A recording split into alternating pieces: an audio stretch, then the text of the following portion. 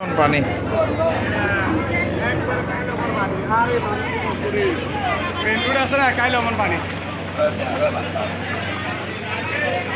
বর্তমানে বাংলাদেশের পরিস্থিতি খুবই খারাপ, খুবই ভয়াবহ একটা অবস্থা। লক্ষ লক্ষ মানুষ বিপদগ্রস্ত। আমিও চট্টগ্রাম থেকে কুমিল্লায় বেড়াতে এসে এমন একটা পরিস্থিতিতে পড়ে গেলাম। আসলে নিজে চোখে না দেখলে আমার লাইফে এই প্রথম এত পানি দেখলাম। নিজের চোখে যদি না দেখতাম কখনো বিশ্বাস করতাম না। মা বাবার কাছে শুনছিলাম আমার জন্মের আগে নাকি কোনো এক সময় এমন একটা অবস্থা হয়েছিল। তখন এগুলা শুনলে সম্পূর্ণ কাল্পনিক মনে হইতো, এখন দেখতেছি হ্যাঁ ওইটাই বাস্তব। পানিতে তলায় গেছে হাজার হাজার ঘরবাড়ি। দেখেন, লক্ষ লক্ষ মানুষ গৃহবন্দী হয়ে আছে, ঠিকমতো খাবার পাচ্ছে না, ঠিকমতো ঘুমাইতে পারতেছে না।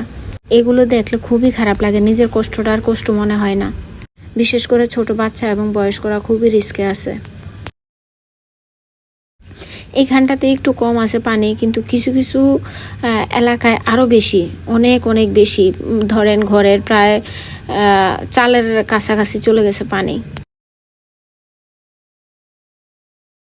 এখানে সামনে একটা মসজিদ আছে, দেখেন মসজিদেও নামাজ পড়া সম্ভব হচ্ছে না। মসজিদের ভিতরে পর্যন্ত পানি ঢুকে গেছে। দেখেন মসজিদের ভিতরেও পানি। এটা হচ্ছে যে ইসাপুর কেন্দ্রীয় জামে মসজিদ, বুড়িচং থানা। এত এত পানি এই প্রথম আমার লাইফে দেখলাম। যে কি পরিমাণ পানির স্রোত দেখেন, প্রচুর গতি কিন্তু পানির। পানি এখনো ঢুকতেছে, আমার মনে হয় শেষ পর্যন্ত যে কোথায় গিয়ে দাঁড়ায় বলা যাচ্ছে না। পানি আরও বাড়বে, এটা তো কিছুই না, আরও বাড়বে। আস্তে আস্তে পানি বাড়তেছে, কমার কোনো লক্ষণ নাই। পানি বাড়তেছে তো বাড়তেছে। আমাদের এই গুমতি নদীর ভাঙন এই প্রথম দেখলাম। অনেক আগে, অনেক বছর আগে নাকি একবার এমন ঘটনা ঘটছিল।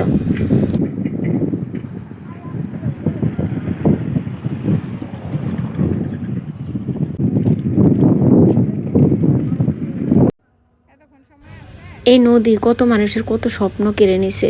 আজকে একজন দেখলাম যে একটা নিউজের মধ্যে বলতেছে ওনার নাকি 2 কোটি টাকার মুরগির খামার একদম লস প্রজেক্ট, লসে চলে গেছে। কান্নাকাটি করতেছে, দেখে খুবই খারাপ লাগলো।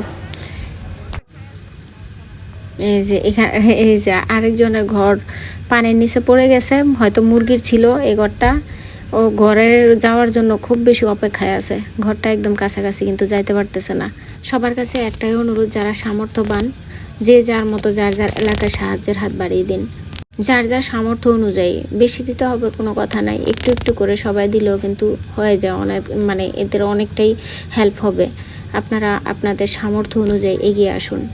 এখানে পানিবন্দী এমন অনেক মানুষ আছে, ওরা ঠিকমতো খাবার পাচ্ছে না। কারণ যখন নদীর পার ভাঙন ধরছে তখন বাজে রাত 1:30। অনেকেরই মানে প্রস্তুতি ছিল না, ঘুমিয়েছিল। আবার কেউ কেউ 1 দিন 2 দিনের খাবার, শুকনা খাবার আগে থেকে রেডি করে রেখে দিছিল। আবার অনেকে রাখতে